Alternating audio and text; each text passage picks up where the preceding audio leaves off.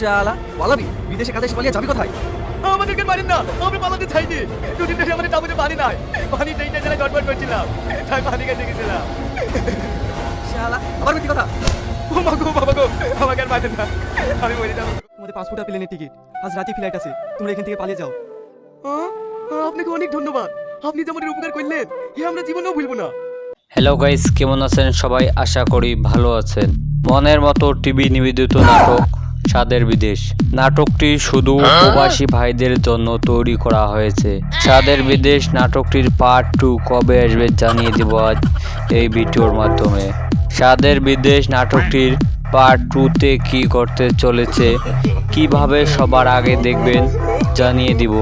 দর্শক বন্ধুরা, স্বাদের বিদেশ নাটকটি এখনো যারা দেখেন নাই তারা অবশ্যই দেখে নিন। আর যারা ভিডিওটি দেখেছেন তাদেরকে জানাই ধন্যবাদ। ভিডিওটি কেমন হয়েছে অবশ্যই কমেন্ট করে জানিয়ে দিবেন। ভিডিওটি স্কিপ না করে পুরো ভিডিওটি দেখুন। মনের মতো টিভি নিবেদিত নাটকের আপডেট নিয়ে হাজির হলাম আবার। মনের মতো টিভি নিবেদিত নাটক স্বাদের বিদেশ পার্ট 1 আপলোড করা হয়েছে।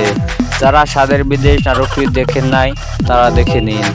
আশা করি আপনাদের অনেক ভালো লাগবে। স্বাদের বিদেশ নাটকটি আমার কাছে ভালো লেগেছে। এই নাটকটি দেখে অনেকেই বুঝতে পারবেন বিদেশে কত কষ্ট করে প্রবাসী ভাইরা টাকা পাঠায়। স্বাদের বিদেশ নাটকটির পার্ট 2 হতে চলেছে অনেক ইন্টারেস্ট। আপনারা যদি পার্ট 2 সবার আগে দেখতে চান তাহলে মনের মতো টিভি চ্যানেলটি সাবস্ক্রাইব করে রাখুন। এরকম নিত্য নতুন ভিডিও হতে আমারও চ্যানেলটি সাবস্ক্রাইব করে রাখুন। আমার এই ভিডিওটি কেমন হয়েছে অবশ্যই কমেন্ট করে জানিয়ে দিবেন। স্বাদের বিদেশ নাটকের পার্ট 1-এ কি ঘটেছে জানিয়ে দিব আজ এই ভিডিওর মাধ্যমে।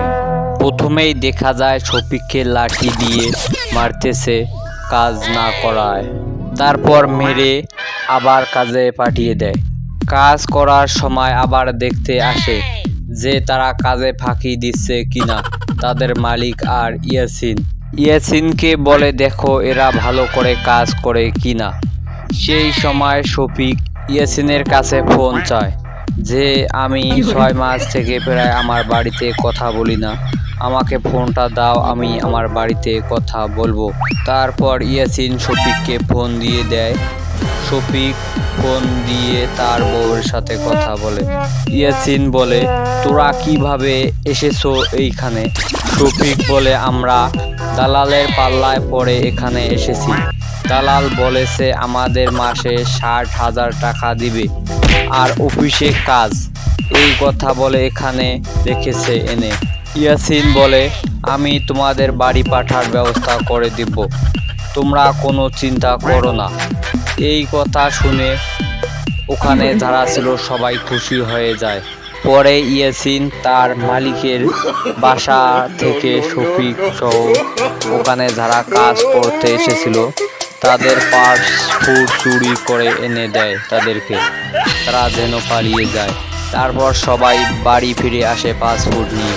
হ্যালো দর্শক বন্ধুরা, আপনারা যদি বিদেশে যান কখনো তবে খোঁজ খবর নিয়ে যাবেন যেন এরকম দালালের পাল্লায় পড়তে না হয়। আমরা মনে করি বিদেশ খুব সুখের জায়গা, কিন্তু সেখানেও কষ্ট আছে।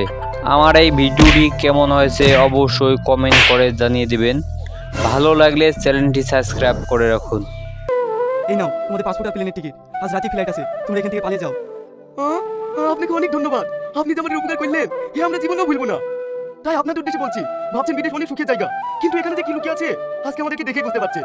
তাই বিদেশ আসার আগে সমস্ত কিছু যাচাই করে তারপরে আসবেন, আর কোনো দালালে পাল্লায় পড়বেন না, নাহলে ঠিক আমাদের মতন আপনারা একই অবস্থা হবে। আর ভিডিওটা ভালো লাগলে একটা লাইক কমেন্ট শেয়ার করে দেবেন। ধন্যবাদ। और अगर तुम लोग नए हो तो सब्सक्राइब करो, वो जो लाल वाला बटन है उस पर फूट फेंक के मारो या फिर मोमबत्ती, मुझे नहीं पता, बस क्लिक हो जाना चाहिए।